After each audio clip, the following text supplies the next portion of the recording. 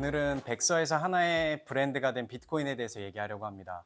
지금의 비트코인은 기술을 넘어서 하나의 브랜드가 된 건 확실하고요.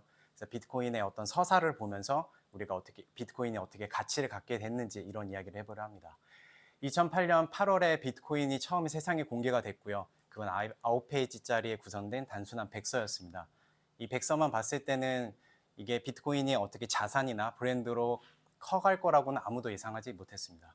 하지만 지금의 비트코인은 이렇습니다. 아마 여러분들이 아실 만한 자산, 그리고 지금은 모르는 사람보다 아는 사람이 더 많은 자산이고요. 1억 5천만 원에 달하는 아주 엄청난 자산이 됐습니다.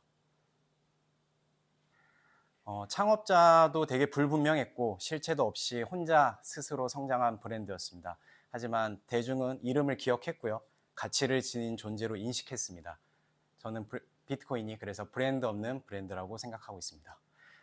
비트코인의 탄생은 2008년 세계 경제공황에서 시작됐습니다. 리먼 브라더스라는 큰 금융기업이 무너지면서 미국 경제가 무너졌고요.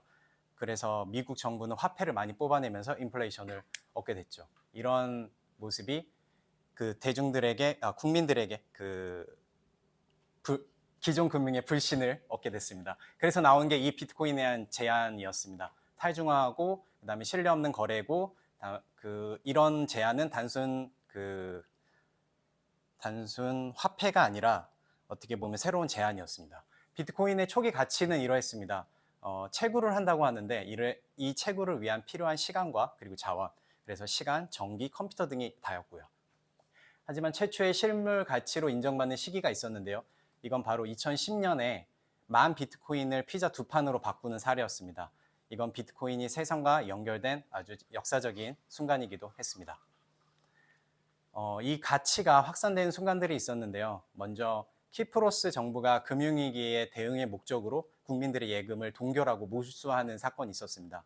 국민들은 이를 지키기 위해서 자기의 자산들을 비트코인으로 대거 이동했습니다. 그리고 2017년도에는 중국에서 자본 유출을 막기 위한 외화 반출을 통제하는 사건이 있었는데요. 그래서 중국 부호들이 자신의 자산을 비트코인으로 바꾸고 그 비트코인을 달러로 전환하는 이런 사건도 있었습니다. 이 두 사건이 비트코인의 수요를 좀 증폭적으로 늘리는 사건이 되었습니다.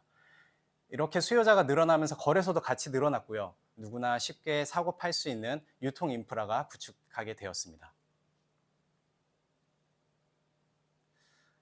이렇게 비트코인을 가진 사람들이 많다 보니 하나의 신념으로 이렇게 모이고 그거를 공유하는 사람들이 생겼고요.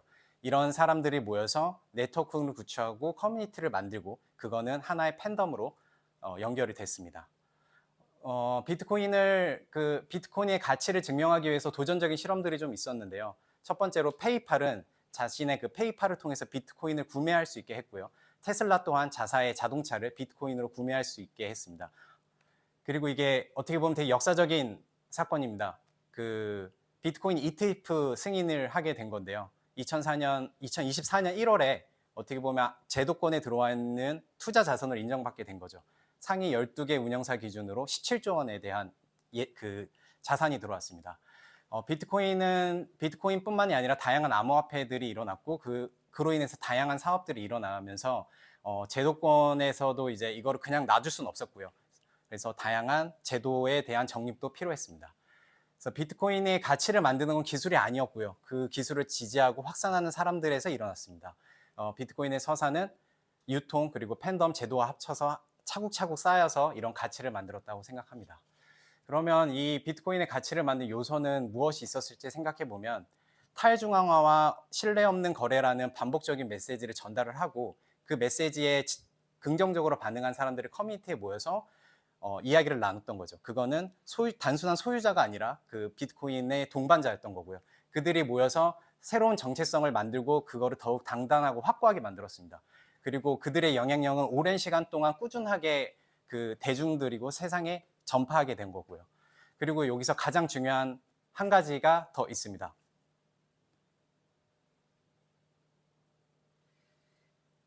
이건 좀 기네. 네, 바로 믿음입니다. 될 수 있다는 믿음과 그리고 할 수 있다는 믿음. 이 두 믿음이 비트코인의 가치를 만든 사람들의 원동력이었고요. 그리고 이 브랜드의 뿌리였다고 생각합니다.